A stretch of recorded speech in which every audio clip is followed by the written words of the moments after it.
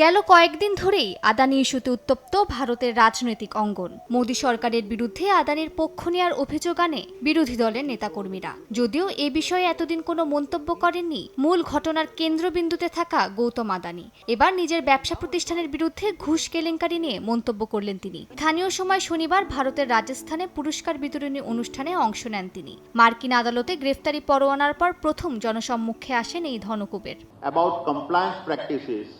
ভারতীয় ধনকুবের ও আদানি গ্রুপের চেয়ারম্যান গৌতম আদানি বলেন, তার প্রতিষ্ঠান বিশ্বমানের নিয়ন্ত্রক নীতিমালা অনুসরণে প্রতিশ্রুতিবদ্ধ।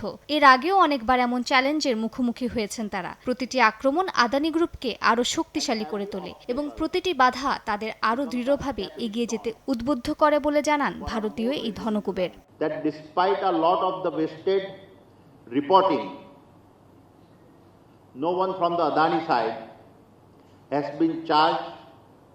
with any violation of the FCPA or any conspiracy to obstruct justice. Yet, in today's world, negativity spreads faster than facts.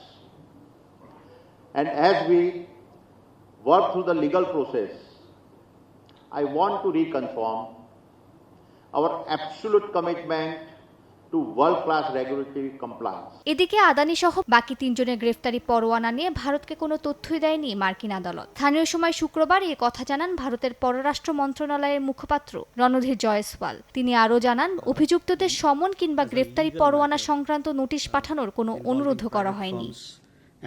Maliha সুরাওয়ার্দী, সময় সংবাদ।